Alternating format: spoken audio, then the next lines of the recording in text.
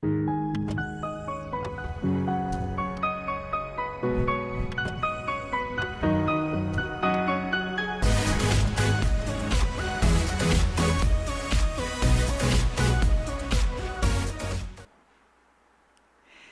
tarde, galera do bem. Hoje, terça-feira, dia do nosso encontro aqui na demaistv.com.br.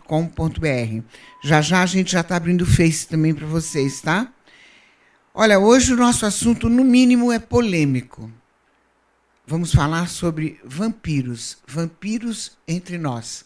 E, claro, eu tinha que ter um vampiro aqui no nosso estúdio para falar dos vampiros. Eu estou aqui com o Lorde A. Boa tarde, Lorde A. Boa tarde, Lucimara. É um prazer estar aqui com você. E vamos hoje falar sobre vampiros, vampiros entre nós, vampiros, vampiras, na ficção, na arte, na espiritualidade, na cosmovisão e por todos os lados onde eles podem surgirem. Nós vamos querer saber tudo, Lorde A. Eu quero falar um pouquinho do Lorde A e dizer para vocês que ele é pagão, vampiro, autoridade internacional na produção cultural e espiritualidade Vamp, fundador do Círculo Strigoi e do portal Rede Vamp, está publicando agora a série Codex, que eu já vou mostrar para vocês, em 7 volumes. Temos 2 volumes, o terceiro sai agora... Sai agora em dezembro. Em dezembro e depois a o ano que partir do vem. final de janeiro. Até junho a gente completa 7 livros. Entendeu? E também é o primeiro vampiro homenageado por um governo em todo o mundo. É isso? Na honraria Exatamente. De mérito pagão? Exato, de mérito no dia da... Na honraria, né, de mérito ao pagão, ao sagrado feminino e aos wiccanianos do estado de São Paulo. Segundo os jornalistas norte-americanos, eu fui o primeiro vampiro desse contexto a receber uma homenagem de um governo, no caso do governo do estado de São Paulo, pelas mãos da deputada Clélia Gomes. Entendi.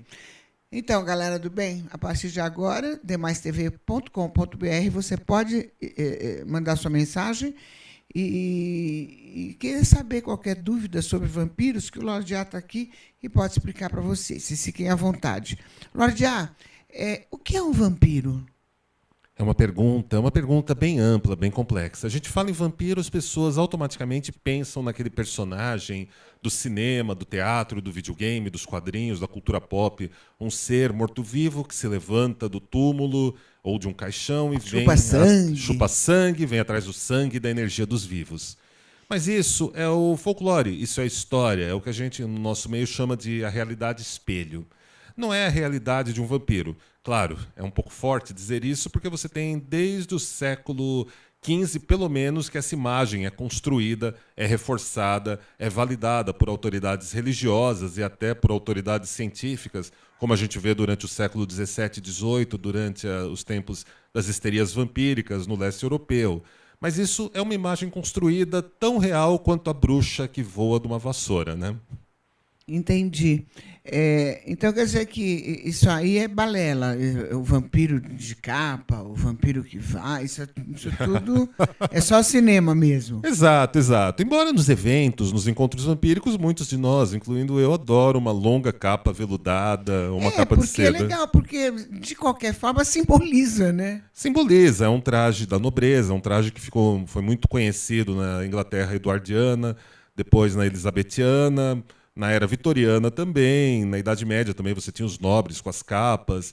Remete a um dos valores que os vampiros de hoje mais apreciam, que é aquela questão da distinção, da nobreza, da cultura, da arte.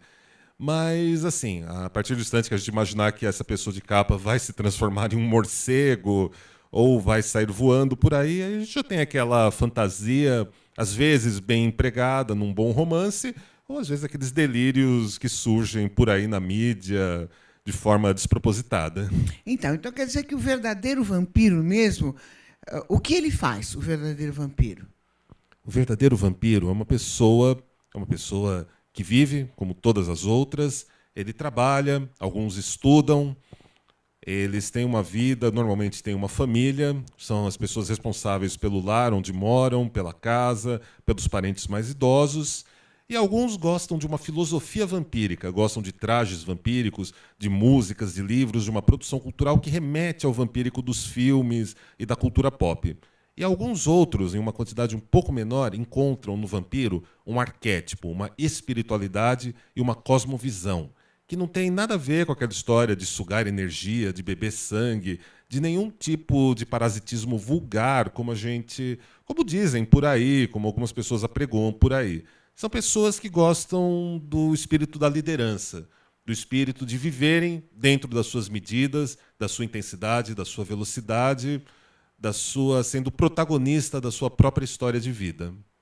Entendi. É, porque eu conheci uma galerinha aí também, que eu fui fazer umas matérias sobre vampiros aí algum tempinho atrás.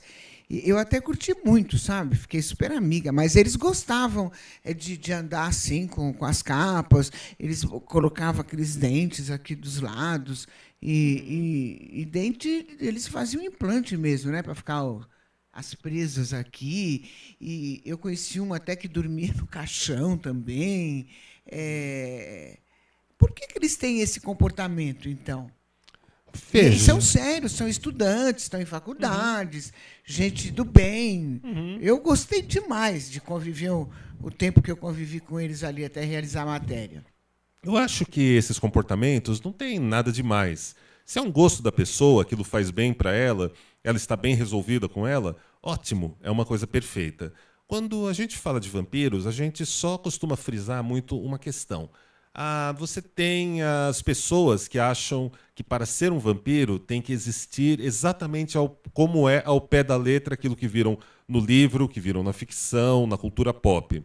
E tem as pessoas que entendem que aquilo é só um símbolo, que é só um arquétipo, e a questão do vampiro é algo mais espiritual, algo mais sublime. E então a gente volta o nosso conteúdo, a nossa produção, principalmente para essas pessoas que encontram esse aspecto mais refinado do vampiro. Entendi. Você, em nenhum momento, tem essa postura, né?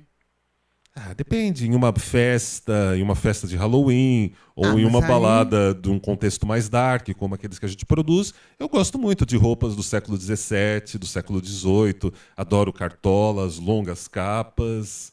Adoro produzir bailes de máscara. Faço isso há 15 anos já. Tenho uma tradição sempre no mês de novembro ou no comecinho de dezembro, onde a gente reúne 150, 200 pessoas, completamente a caráter, como se fossem viajantes do tempo, pessoas que vieram de um outro tempo, de uma outra época, que se reúnem para curtirem bons momentos, assistirem apresentações de teatro, de danças como dança do ventre, dança tribal, dançarem na pista uma valsa e alguns sons de dark wave, dark electro, dark rock, dark pop. São eventos bem interessantes que a gente produz para esse público. Galera, ele é um vampiro, não tem jeito, ele é um vampiro. Lordia, existe diferença entre a bruxa e o vampiro? Você falou em Halloween, agora eu lembrei. Eu acho que bruxas e vampiros, eu não vejo. Claro, são duas culturas distintas. A bruxa, além da cultura, ela tem também alguns aderem à bruxaria como uma religião por meio da Wicca.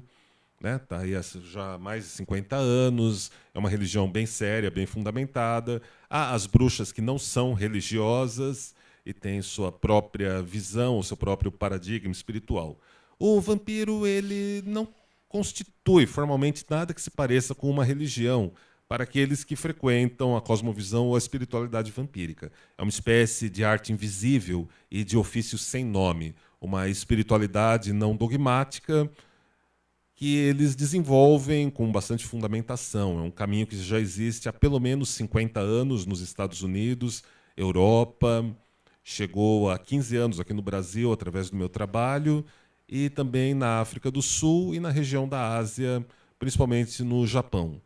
Então, o vampiro tem uma parte deles que buscam uma espiritualidade, uma cosmovisão, e uma grande maioria que prefere um fashionismo, uma filosofia, se trajar dessa forma. Então, a bruxa e o vampiro, eles têm uma origem similar. Você sabia disso? Tem, então. Tem. É no final do século XIV, quando a Inquisição espanhola começa a perseguir os judeus, principalmente na região da Espanha, e eles levavam os judeus para a fogueira com trajes negros e chapéus pontudos. Passou-se algum tempo, a Inquisição já não tinha mais inimigos, já não tinha mais heréticos, gnósticos, não tinham mais cavaleiros templários, já não tinham mais tantos judeus e tantos inimigos. Então eles inventam dois inimigos. Primeiramente, eles inventam a imagem da bruxa, uma mulher mais idosa, de chapéu pontudo, com nariz comprido, verruga, que voava numa vassoura, gargalhava e amaldiçoava as pessoas. E no leste europeu eles pegam essa mesma imagem da bruxa e transformam, dizem que quando matavam a bruxa e enterravam ela, ela voltava como um vampiro, atrás do sangue das pessoas ou da energia dela, ou da energia vital das pessoas e para fazer o mal. Mas isso são construções, pelo menos nesses 20 anos que eu estudo, pratico e convivo com esse contexto, essas são construções bastante preconceituosas, bastante distorcidas, que foram feitas com funções políticas e sociais para assegurar o poderio da igreja daquele tempo, que era uma instituição muito mais violenta e não tão preocupada com assuntos de natureza espiritual, algo bem diferente de hoje, né? Ah, entendi. E assim, o vampiro, ele tem poder espiritual? Naturalmente, Tem? tem. Que tipo de poder? É uma pergunta maravilhosa, Lucimara.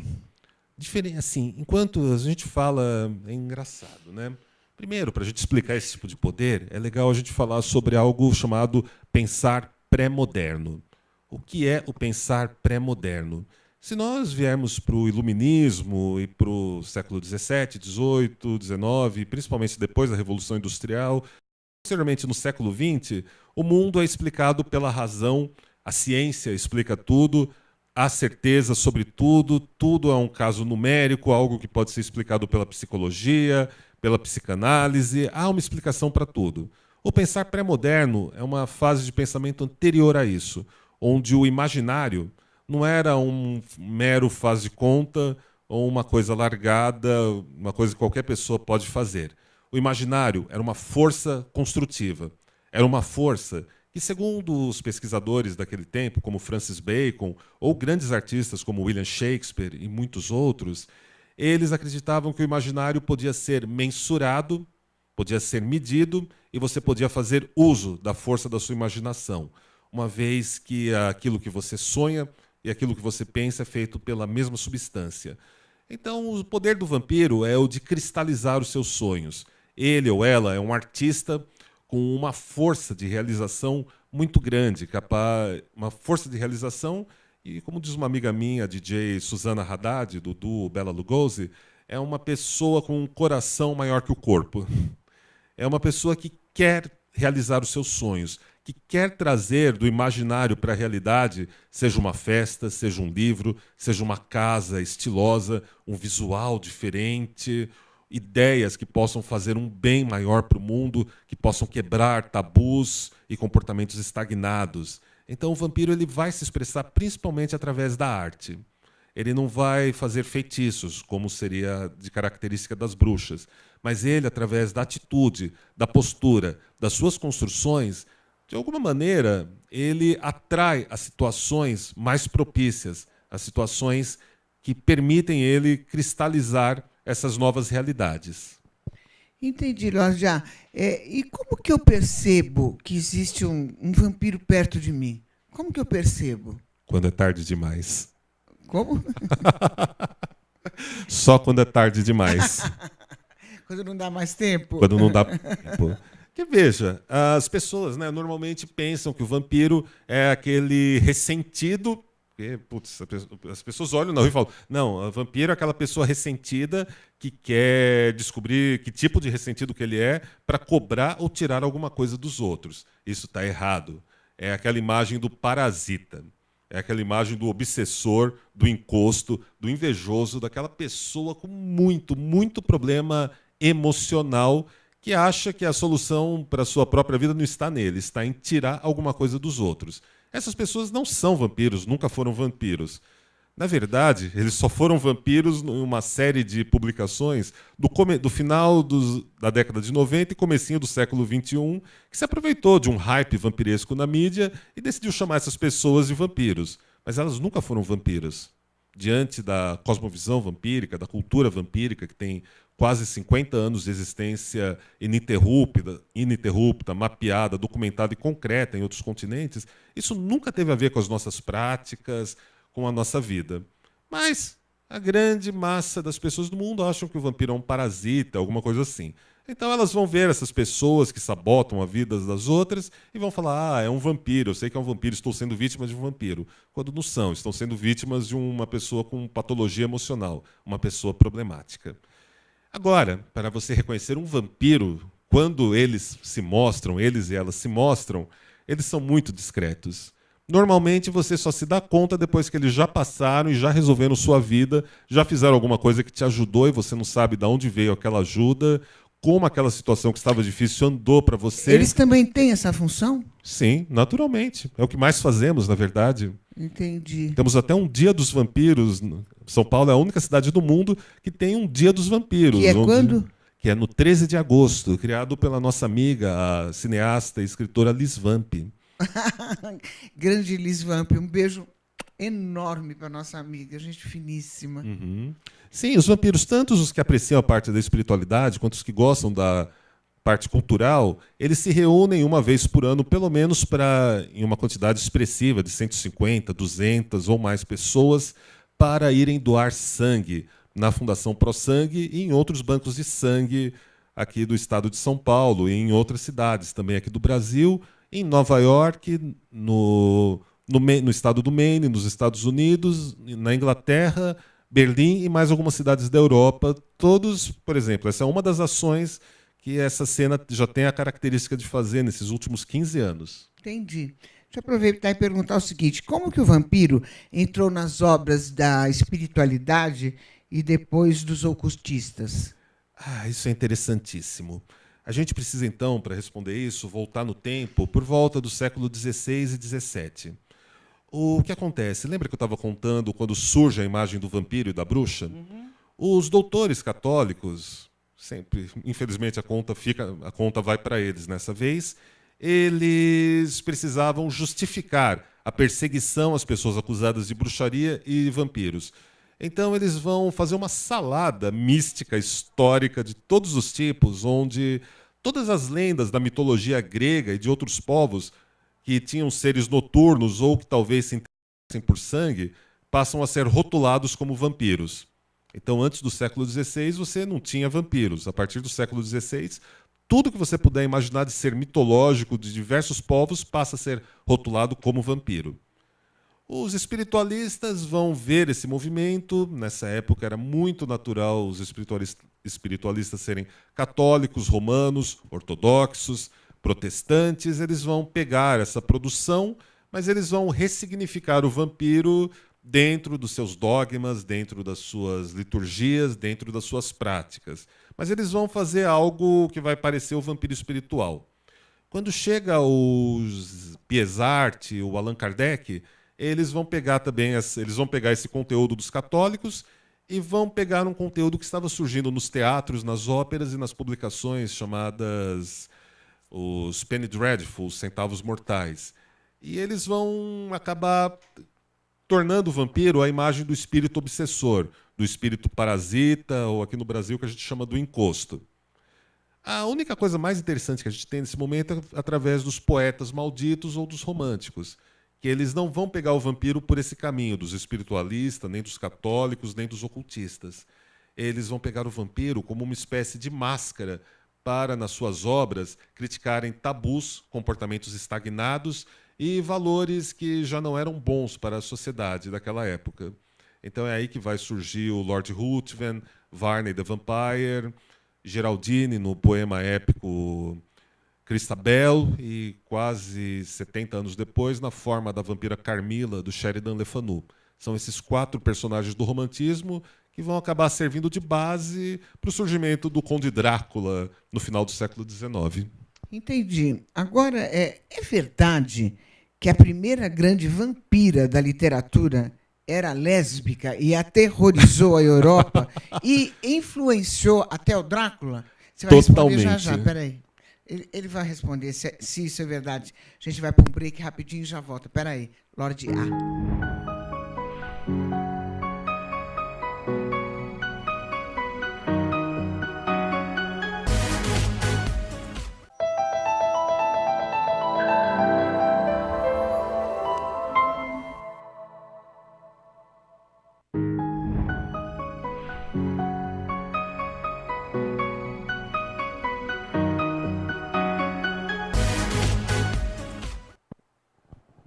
Eu estou aqui com o Lorde A, falando sobre os vampiros. Eu fiz uma pergunta para ele, que eu quero que ele me responda agora, se é verdade que a primeira grande vampira da literatura era lésbica e aterrorizou a Europa inteira e influenciou até o Drácula. É vero? É vero. Sim, a primeira grande vampira da literatura era lésbica. Como foi, hein? Bom, ela foi algo tão impactante que o poeta que escreveu essa obra, a obra se chama Cristabel. Narra a história de uma jovem cristã virtuosa que em uma noite, na calada da noite, decide sair do castelo do seu pai, ir até uma capela na beira de uma floresta para rezar pelo seu noivo que estava em uma cruzada contra os sarracenos. E no meio do caminho ela acaba encontrando uma mulher belíssima, machucada. Essa mulher a seduz, leva de volta para o castelo, e conforme elas vão atravessando cada parte do castelo, é uma metáfora para um jogo de sedução, onde essa vampira rouba não só a energia vital da jovem Cristabel, mas também a sua vitalidade e a sua voz, e a torna uma pessoa quase inerte. O nome dessa primeira vampira era Geraldine. Ela foi criada pelo Samuel Taylor Coleridge e foi uma obra tão pesada para a época, tão pesada até para o próprio autor dessa poesia, que ele tentou reescrever o final dessa história incontáveis vezes, e quanto mais escrevia, mais se complicava. Ele passou por muitas penúrias, por muita perseguição social por ter escrito isso, e a vampira, a Geraldine, ela vai inspirar quase que por 70 anos. Ela vai ser a principal imagem da Vamp, da mulher fatal que vem do outro lado para roubar a vitalidade dos homens e também das outras mulheres virtuosas. E são 70 anos de narrativas e histórias que vão surgirem inspiradas por ela, até que um outro escritor chamado Sheridan Le Fanu, já por volta um pouco depois da metade do século XIX, ele vai transformar Cristabel numa prosa. Ao invés de uma poesia, vai se tornar uma prosa, uma história, um romance chamado Carmila. Aí a Geraldine vai se chamar Carmila, e a Carmila vai retornar ao seu reinado de terror sobre todas as pobres mulheres e sobre todos os homens do século XIX. E mais ou menos já no final do século XIX, 1890 e pouquinho, o Bram Stoker, que é o criador do romance Drácula, irá ler Carmila, vai ficar apaixonado e vai usar quase todos os recursos literários, tanto da personagem para o Drácula, quanto algumas pegadas da história, alguns maneirismos da história no seu romance. Quer dizer que, no final do século XIX, qualquer grande capital europeia que não tivesse pelo menos algumas dezenas de livros e publicações de vampiros, uma ópera, algumas peças de teatro sobre eles, não era considerada civilizada? Exatamente. Os vampiros foram, durante o século XIX, a maior parte do século XIX, foram o grande hype artístico, midiático que já existiu. Você tinha...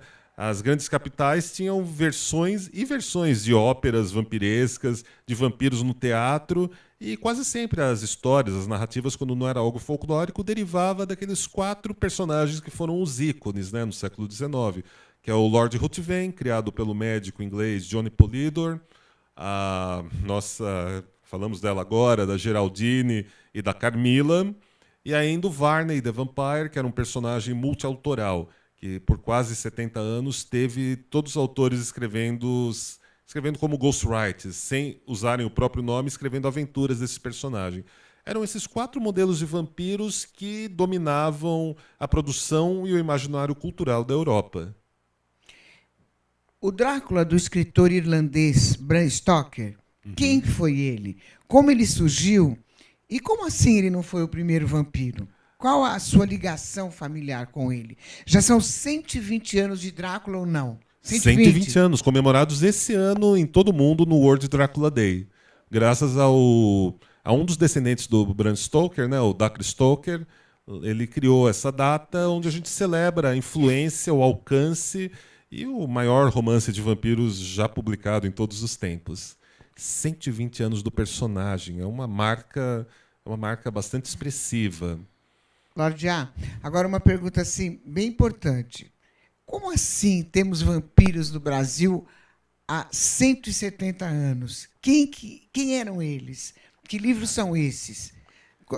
Conta um pouquinho mais desses brasileiros. Uhum. Naturalmente. Ao contrário, se assim a gente for pensar, Drácula tem 120 anos, mas ele não foi o primeiro vampiro. Há pelo menos quase 100 anos antes do Drácula, você já tinha aqueles 4 vampiros que eu comentei com vocês, e esses vampiros, através do romantismo, do mal de século, o mal do século e dos poetas malditos, eles inspiraram muitos autores em várias partes do mundo, inclusive em Portugal, e de Portugal a influência chegou aqui no Brasil. Então, há 172 anos, para ser mais exatos, nós tivemos publicados aqui no Brasil o Otávio e Branca, ou A Maldição Materna, onde um casal de amantes que não puderam se realizar, não puderam concluir a sua união, eles voltam do túmulo e começam a ser responsáveis por diversas mortes no Brasil da metade do século XIX. Então, vamos falar. Quem são os vampiros de hoje? A gente tem que saltar, então, é um salto de 170 anos, né? Bom, nos dias de hoje, os vampiros são os antropólogos e os sociólogos dizem que os vampiros formam uma subcultura vampírica. São pessoas com gostos, apreços e que consomem uma produção cultural semelhante, e elas convivem, partilham espaço, se encontram em eventos, têm costumes, têm uma moral própria e um conjunto de símbolos próprios. Esses são os vampiros dos dias de hoje. A grande maioria deles aprecia tudo isso do vampiro como um fashionismo, uma produção cultural, uma filosofia. Um número menor encontram, há pelo menos 50 anos, uma cosmovisão ou ainda uma espiritualidade, uma forma de ver e interagir com o mundo e uma realidade espiritual de forma mais sublime, sem qualquer vínculo com parasitismo, sabotagem emocional ou coisas parecidas. Esses são os vampiros contemporâneos que eu apresento, essa rica história no livro Mistérios Vampíricos, a arte do vampirismo contemporâneo. Eu conto um pouco desses quase 50 anos de história. Então, vampiro é uma coisa, parasita é outra coisa. Totalmente, duas coisas diferentes. Os vampiros não são políticos. Não, os vampiros não têm tempo Não tem para nada a política. ver. São apolíticos, inclusive. São apolíticos. Bom, uma vez que então, os vampiros não são políticos, o que fazem os vampiros, por exemplo, na noite brasileira? Como que eles se comportam? Temos de todos os tipos. Temos aqueles mais calados, mais retraídos, que gostam de escrever romances vampíricos e publicarem em Wattpad ou então em pequenas editoras. Temos vampiras que gostam de criar figurinos e visuais, coleções de roupas. Temos vampiros que desenham lindas peças de prata, de joalheria de prata.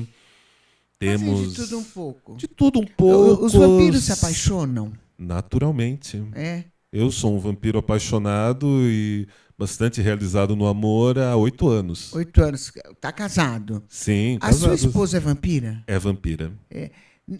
Pode mandar necessariamente, obrigatoriamente, tem que se casar com a vampira, né? Olha, ou existe a possibilidade de você, um vampiro, casar com uma que não seja vampira? Dá certo? Olha, existem casais e casais. Eu, na minha história de vida, tive a sorte, o privilégio de encontrar a senhorita Chendra, deve estar assistindo a gente agora, um beijo para você, amada. E a gente se conheceu numa balada dark do centro de São Paulo. Nós nos encantamos, não podíamos ficar um dia sem falar um com o outro depois que nos conhecemos. Começamos a namorar e depois de um tempo noivamos e hoje estamos casados, estamos vivendo aí já são 8 anos que a gente estamos juntos. É um relacionamento mágico. Ela não conhecia o contexto vampírico antes de mim, então ela se apaixonou. Ela tinha características, ela sentia muita afinidade com tudo isso e logo ela descobriu o lado vampírico dela. Ela passou a ser meu braço direito em todos os eventos, em todas as criações que a gente produz, e deu bem certo. Existem também casais onde a esposa é uma vampira e o marido, que a gente brinca, é um mortal, mas que se dão bem e vivem bem. E existem várias possibilidades de relacionamentos, né? Mas geralmente, assim, claro, quando uma das pessoas não é vampírica, é um pouco mais difícil, sempre vai precisar de bastante amor para dar certo. E existem também os vampiros e vampiras que estão aí à procura da sua alma gêmea, à procura do seu amor, à procura de alguém para dividir e partilhar a vida. E tem também aqueles que não procuram nada disso. Então quer dizer que o vampiro então tem um comportamento normal. Normalidade. O que é normalidade nesses dias? Eu diria isso, sim. Se apaixona, sai, vai no cinema, vai numa balada, uma coisa Exatamente. normal. Exato. Amam, choram, têm acertos, têm perdas também, precisam lidar muitas vezes com situações de preconceito ou situações de incompreensão bastante fortes, bastante graves, às vezes algumas que até de violência física. Existem muitos vampiros que vão para sua balada, tentam manter uma vida o mais estruturada possível e, quando voltam para suas casas, encontram suas coleções de quadrinhos e livros sendo queimadas por familiares religiosos radicais. Existem muitas Uma outra possibilidades. resposta, você disse que você comparou os vampiros e os mortais, né? Isso quer dizer o quê? Os vampiros são imortais? Quer saber? Sim, os vampiros são imortais da perspectiva da arte, da cultura, do legado cultural. Acho que tudo aquilo que a gente cria, que a gente faz de coração, faz com um propósito, tende a permanecer, tende a ficar. A gente deixa isso como um legado cultural. Ao menos essa é a minha visão mais básica para tudo isso. Para os vampiros que apreciam a cosmovisão e a espiritualidade, nós temos uma crença bastante similar ao que as pessoas chamam de reencarnação. É algo bastante... As pessoas acreditam que podem voltar numa próxima vida, num próximo estado. A vida continua. Há ainda aqueles que acreditam que a vida continua em outras esferas, em outros mundos. Mas aí a gente já entra numa questão bastante ampla, né, Lucimara? Eu tenho uma pergunta aqui já do internauta, Lorde, já. É o Márcio de Campinas, que ele diz assim, Marcinho, obrigada, viu? A cultura do vampiro é mais forte em São Paulo ou não? Olha, aqui em São Paulo, a gente está aqui há 15 anos, né, com o portal redvamp.com, produzindo os eventos, workshops, exposições de arte, saraus. E então a gente tem um contingente numérico bastante expressivo, bastante grande. Ao mesmo tempo que em Porto Alegre, Brasília, Rio de Janeiro estão surgindo mais eventos, mais produtores, mais pessoas atuando. No Nordeste a gente já tem alguns focos acontecendo também. Mas, assim, numericamente, ainda é aqui em São Paulo que a cena é mais forte, Entendi. mais expressiva. O Pedro de São Paulo está fazendo uma pergunta. A gente já falou nisso, né, Pedro? Vamos falar de novo aqui. Ele quer saber se todo vampiro dorme no caixão. Pedro, caixões são desconfortáveis, acredite em mim, são muito apertados, abafados. Coisa chata, Nós preferimos camas grandes, espaçosas, de preferência queen ou king size, para termos bastante espaço, principalmente se temos uma pessoa amada junto com a gente. Mas, Lorde, mas tem pessoas que dormem no caixão, né? Tem, existem. Por que esse fanatismo de dormir no caixão? É uma coisa tão esquisita, tão tétrica, tão terror, né? Eu conheci um. Eu conheci também, eu já fiz caixão. isso, algumas vezes. Ah, não acredito. Já fiz, por isso mesmo que eu acho que é um negócio apertado, abafado. Muito melhor uma cama king size, uma cama grande, uma cama confortável. Mas você quis passar por essa experiência. Exato, eu tinha uma amiga, mas a gente volta no tempo para 1994, 95. Eu tinha uma amiga que ela pagou para um marceneiro construir uma réplica de caixão lá. Ela tinha dois na casa dela, um para ela e um para os hóspedes dela. E era muito engraçado, né? Ela era gótica, né? Tudo. Ela curtia todo esse negócio Qual a dark. diferença, Lorde, do gótico e do vampiro? Então, para a grande realidade das pessoas, os dois casos são pessoas malucas vestidas estranhas e de roupas pretas. Essa que é a verdade. Para quem está dentro dos dois movimentos, os góticos frequentam o contexto vampírico. Não são todos góticos que gostam de vampiros. Na verdade, é um número até bastante reduzido. E o contexto vampírico, ele é um contexto feito por pessoas que apreciam o vampiro na produção cultural ou na espiritualidade. É um número bem grande, é um número bastante amplo de pessoas e, às vezes, alguns góticos vêm ali, convivem também porque gostam, mas é o apreço, o fascínio pelo arquétipo do vampiro em si. Assim, claro, o vampiro ele aceita uma metafísica, normalmente, ele tem uma abertura para uma visão mais lírica da vida, O gótico tende a uma coisa um pouco mais nihilista, um pouco mais materialista, né? Até a considerar aqui como publicações, outras coisas que a gente acompanha já de longe, né? O gótico se tornou uma coisa muito quadradinha, muito materialística, histórico-dialética, um negócio chato, muito cheio de regras. As pessoas têm que falar de um determinado jeito, usar jargões, palavras específicas. E o vampiro não. O vampiro já tem essa liberdade. Você gosta de vampiros? Vista o seu melhor visual, compareça a um evento vampírico, dance, se divirta, conheça as pessoas de gostos e sonhos convergentes e viva bons momentos. Não temos regras. Não há regras, você não tem que ser apenas de um jeito para ser um vampiro. E o gótico ele já tem um negócio que está muito polarizado, muito fechadinho, um pouco limitado, por assim dizermos, né? Entendi, entendi. Fala, o que você quer? Pode dar aqui, tem mais uma perguntinha para o Lorde A aqui. Ele vai responder, então, daqui a pouquinho, Lorde A. Nós vamos para mais um breakzinho rapidinho. Já já a gente volta para responder uma perguntinha aqui. Até já, Du.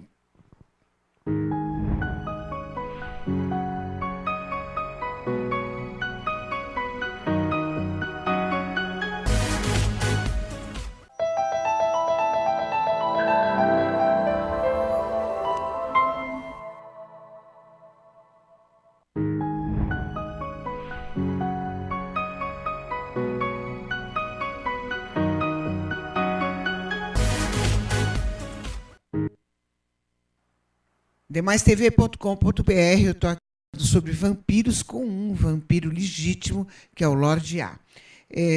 Deixa eu mandar um beijinho para a galera aqui, Lorde, para o pessoal do Face que está curtindo a gente. Vai lá, a Jéssica, a Sandra Beltrone, a Patrícia Palácio, João Paulo Nóbrega e o meu querido, meu amado Julinho do Carmo, que está vendo a gente. Beijo para vocês, tá? Agora eu quero mostrar uns livros aqui do Lorde A, mas antes disso, eu queria saber o seguinte, Lorde A, os vampiros, eles têm uma ligação com qualquer tipo de espiritualidade, assim, ou com Rosa Cruz, ou com maçonaria? Tem ligação ou não? Eles são só vampiros e não entram nesse tipo de... Olha, a gente tem uma ligação muito forte com o paganismo ou neopaganismo, né? Ou seja, com o pessoal da bruxaria, da Wicca, do druidismo, xamanismo e diversas linhas espirituais que existem nos dias de hoje. Nosso principal vínculo é com o paganismo. A espiritualidade vampírica, ela tem a gente costuma brincar de dizer que ela tem uma estrutura quase monárquica, né? Ela começa nos Estados Unidos, na metade dos anos 70, e ela se desenvolve através de pequenas famílias ou sociedades discretas. Então, a mais tradicional, a mais antiga de todas é a dinastia Sahasra, que foi a pioneira, que desenvolveu uma espiritualidade vampírica e está ativa até os dias de hoje. Fui o primeiro integrante brasileiro deles, e hoje, depois de mais de uma década junto com eles, eu ocupo o título masculino mais elevado da hierarquia da Sahasra, que é o título do príncipe. E aqui no Brasil, há 11 anos, eu desenvolvo uma sociedade discreta voltada para a cosmovisão e espiritualidade vampírica, chamada Círculo Strigoi. E o Círculo Strigoi foi algo que eu fundei e que eu tenho muito orgulho, porque lá nós estudamos paganismo, ocultismo, estudamos a vida e a obra de um grande polímata e renascentista, que foi o Johannes Burreus, da Suécia, que foi um filósofo pré-Rosa Cruz, né? Ele até poderia ter sido membro da Rosa Cruz quando começa esse movimento no continente europeu, mas ele preferiu continuar trabalhando para o rei da Suécia, o grande Gustavus Adolphus II daquele tempo. Entendi. E aqui no Brasil, Lorde A, qual é o perfil do vampiro aqui no Brasil? Como que a gente faz para diferenciá-los desses parasitas que a gente estava falando agora há pouco?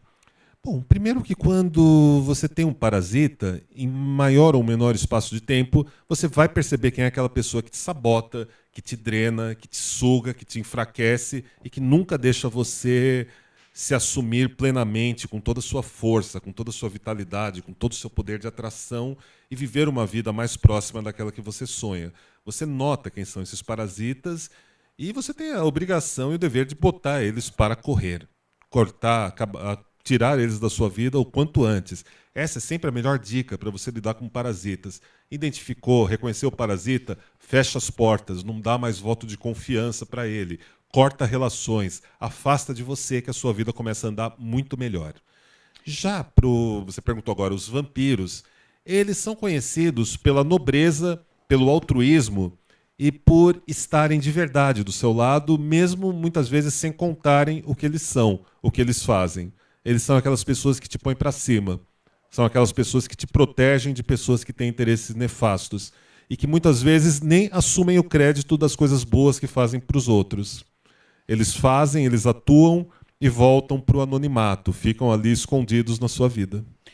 E os vampiros brasileiros, hoje, o que eles mais temem aqui no país? E o que mais preocupa eles, na verdade, aqui no Brasil?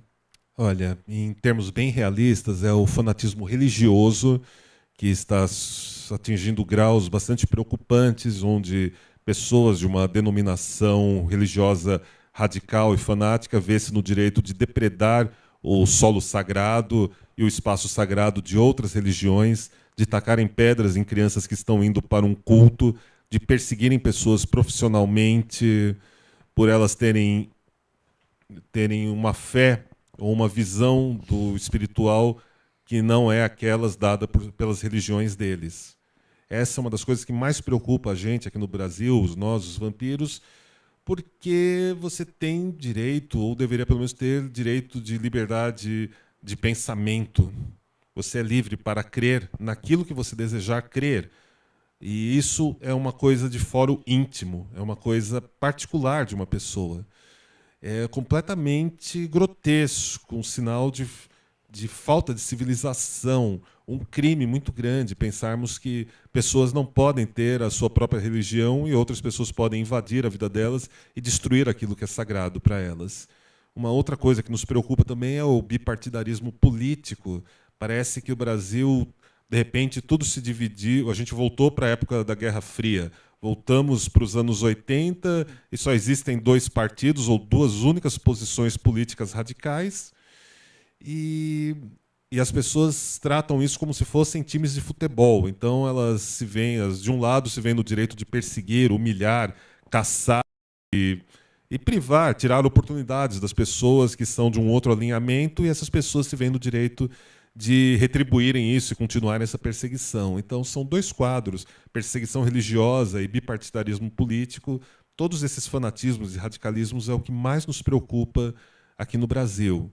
Nós, da Rede Vamp, participamos do debate do trabalhador esotérico na Câmara Municipal, apoiamos também o 31 de outubro como dia do Wiccaniano, dos cultuadores do sagrado feminino e do paganismo, como estruturas, como linhas de força e de defesa para assegurarmos a liberdade de crença, a liberdade de pensamento em nosso país.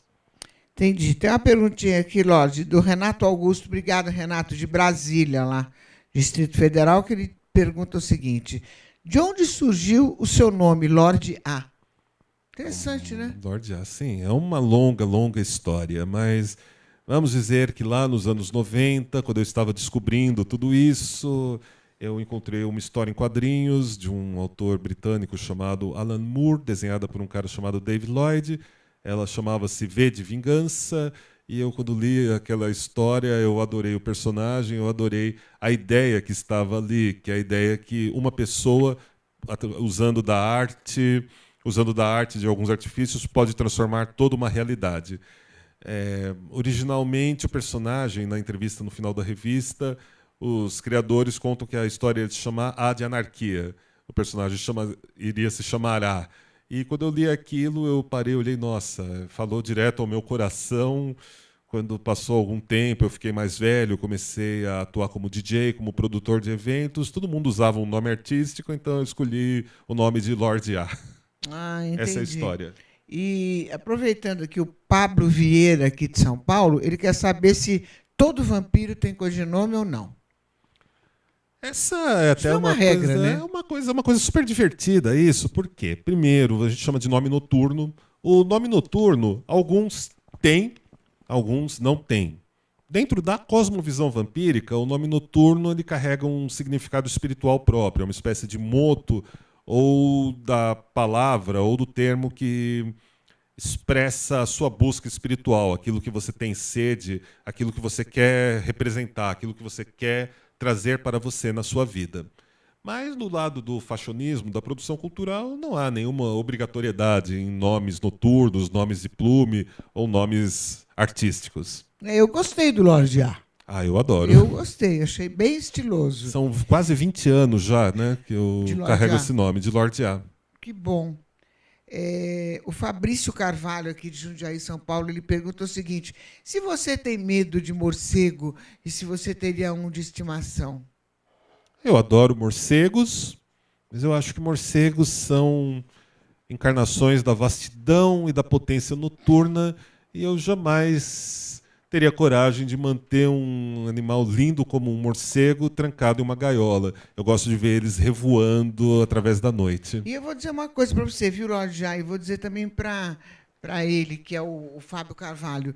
Eu não, até pode ser que eu seja vampira, não sei. Até aqui não me consta, mas eu gosto de morcego, adoro morcego. Na minha casa, eu alimento eles toda noite. Que legal. Tem gente que diz: nossa, que você é louca. Eu não sou, não. Eu dou a bananinha para eles, eles comem, dão uns rasantes e vou. Eu considero que eles são nossos, porque eles não saem dali, né? Uhum. Toda noite a gente alimenta assim. Bom, lá em casa, se passar uma aranhinha, a gente alimenta. Lá é proibido matar qualquer coisa, né? Uhum. De qualquer jeito, de tanto que a gente curte os animais lá. Olha, Lorde A, de Campo Grande, Mato Grosso, Diego Santana, ele diz assim: se os vampiros, Lorde A, têm a sua própria religião, ou não? Se nós formos pensar, nós temos a cosmovisão vampírica. A cosmovisão vampírica, cada sociedade tem a sua própria estrutura, mas, no geral, é uma visão ligada ao paganismo, é uma visão pontuada pelo paganismo. Então, há pessoas então, que irão dizer, sim, os vampiros têm sua própria religião, há pessoas como eu que digo que nós temos a nossa própria espiritualidade. Afinal de contas, religião sempre foi para quem teme o inferno e espiritualidade para quem já esteve ou ainda está nele. Agora a pergunta é de Sergipe, da Carla Nascimento, que ela pergunta que tipo de música os vampiros gostam de ouvir, de curtir. Olha, são muitos estilos. A gente costuma falar sobre dark indie, dark pop, dark electro, dark wave. Normalmente tem sempre uma pegada mais o dark pop, né? Que agora tá, não sei o que aconteceu, mas esse termo está sendo muito usado na Alemanha por uma banda chamada Blue Tangle, que eu gosto bastante. No geral, gostamos de rock, gostamos de um rock com violinos, com alguma pegada eletrônica. E os estilos principais que temos são esses: o dark wave, dark pop, dark electro, dark indie e o dark rock. E outras variações, né, como o ethereal, o synth pop e tantas outras vertentes musicais que tem por aí. Mas sempre com alguma coisa com uma pegada mais sensual, mais dark e mais marcante. Nós já estou mostrando seu primeiro livro aqui, Mistérios Vampíricos, Arte do Vampirismo Contemporâneo. Você já vendeu mais de 10 mil exemplares desde o lançamento em 2014, né? O que você conta nesse seu primeiro livro aqui? Esse livro ele não foi só um livro para mim, ele foi uma parte muito legal da minha história de vida. Eu levei 10 anos para escrever o Mistérios Vampíricos. 10 anos? 10 anos. Teve a primeira versão que eu deletei, que eu não achei que estava legal. Teve a segunda versão, que também não sobreviveu, porque eu não gostava do tom. Aí a terceira versão, por volta de 2007, foi a versão que, em 2014, se condensou e se cristalizou como esse livro. Eu conto a trajetória do termo vampiro de uma maneira pouco usual, através da origem das palavras. O vampiro era um termo, era ampir, era usado ao norte da Rússia para designar os pagãos que existiam por lá, no século X. Depois esses pagãos eram cultos ligados à espiritualidade da terra, ao mito da caçada selvagem, e os católicos escreviam muitas coisas estranhas sobre eles. E esse termo vai sendo usado com o passar do tempo. No século XIV, ele é reapropriado como uma espécie de criatura sobrenatural pelos eslavos e pelos doutores da igreja, depois pelos espiritualistas, os ocultistas, depois pelos poetas românticos, até que chega nos dias de hoje, onde ressurgem os vampiros, né? Pessoas com uma espiritualidade, uma visão de mundo muito particular, com uma moral própria e um repertório simbólico muito exclusivo. Basicamente é essa história. Entendi. Agora vamos falar só um pouquinho desse Codex Strigoi. O Strigoi. Vamos falar um pouquinho. Nós temos 2 volumes por enquanto, né? Isso, é uma série de 7 livros. Está sendo lançada pelo meu portal, o redvamp.com. São livros de luxo, onde a gente compila os resultados das nossas práticas no grau de neófito e espreitador desses primeiros 11 anos de existência do Círculo Strigoi. Então, os leitores vão encontrar aí um pouco da nossa fé, dos nossos ritos, das nossas crenças, da nossa liturgia, da nossa ortopraxia. Vamos falar de magia, vamos falar de vampiros e vamos apresentar um conteúdo bastante exclusivo para pessoas muito especiais que encontram ressonância com tudo isso, né? E é muito legal, porque esses livros estão sendo lançados aqui no Brasil, onde a gente fomos muito bem acolhidos pelos leitores do portal redvamp.com e também pelas dinastias e pelas famílias norte-americanas e europeias que apreciam a questão da espiritualidade vampírica. Então nós estamos lançando esse livro no exterior, também em inglês, e ele está tendo uma grande aceitação lá fora, está sendo considerado um livro basal e fundamental pelas casas de lá. E quem quiser mais informações, quem quiser sua palestra, ouvir um pouquinho mais da história, aonde procura você, Lorde? Olha, o jeito mais fácil de me achar é no portal redvamp.com. É só escrever redvamp.com que você encontra mais de 800 artigos, vídeos, podcasts, PDFs, um conteúdo mais rico da América do Sul e de Portugal, para não dizermos em língua portuguesa, sobre o universo dos vampiros, tanto no fashionismo, na produção cultural, quanto também na cosmovisão e na espiritualidade. Lorde A falando, galera do bem, agora aquela pergunta que não quer calar. Eu vou fazer, vocês sabem que eu vou fazer, né? Lorde A, qual é a ligação dos vampiros com os ETs? Uau! Essa é uma pergunta que eu não me recordo de terem me feito anteriormente. Veja, nossa construção... aliás, até uma coisa interessante para dizermos, né? Tanto a imagem do extraterrestre, do alienígena, quanto dos seres fantásticos, do folclore, da mitologia, ambas representam a vastidão e a capacidade máxima do imaginário humano. Tentar criar algo que está além das barreiras da floresta, além da muralha das suas crenças. Vislumbrar e imaginar como seriam sociedades não humanas, como seria algo que exista além daquilo que a gente chama de vida. Basicamente é uma questão de alteridade e de se imaginar como poderia vir a ser esse outro. Em todos esses anos, eu nunca tive uma experiência que me aproxime de poder falar algo sobre alienígenas, sobre ETs, e de tentar pontuar uma relação ou até mesmo uma ausência de relação entre vampiros e extraterrestres.